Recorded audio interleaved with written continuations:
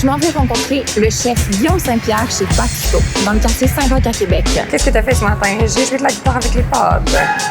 On s'en va essayer de découvrir le secret de son resto et surtout de ses célèbres pâtes fraîches.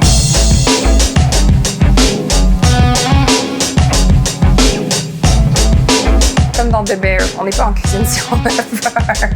Il y a des chefs qui m'ont déjà dit genre que c'est pas propre, mettons, de mettre ton linge sale sur ton épaule. Merci beaucoup, mais non merci. Moi, c'est sur l'épaule.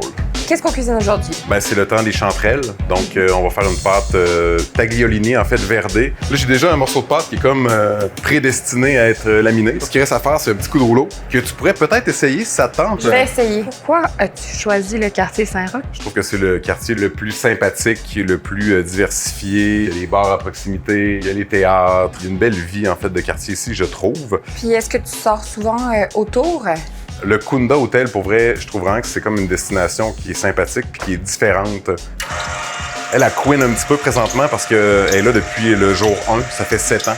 Vous ouvrez en 2016, puis 2017, un an plus tard, vous gagnez meilleur nouveau restaurant de En Route. Oui, oui. Qu'est-ce que ça a eu comme impact? Depuis ce temps-là, en fait, ça a toujours été extrêmement difficile de réserver une table ici. Très difficile. Le dernier samedi du mois, à midi, on ouvre les réservations pour le mois suivant. Ça prend littéralement entre 2 et 5 minutes, puis c'est réglé. C'est comme impressionnant. Ben merci, c'est le fun. On part. On part. Là, tu pourrais la récupérer si tu veux ici. Là, Je récupère la pâte. là on va passer ça sur notre machine. Est-ce que tu pourrais m'expliquer qu'est-ce que c'est? Ça s'appelle une kitara. Fait que c'est originaire des Abruzzes. Ça fait des tagliolini. Puis ce qui est intéressant, c'est que c'est coupé sur des cordes de guitare. Fait que la texture en bouche est vraiment Vu qu'elle est différente. coupée en guitare, elle est plus festive. Là, le but, avec le rouleau, c'est comme tu y tranquillement, mais t'aplatis la pâte sur les cordes de guitare. OK. C'est tellement cool! J'adore!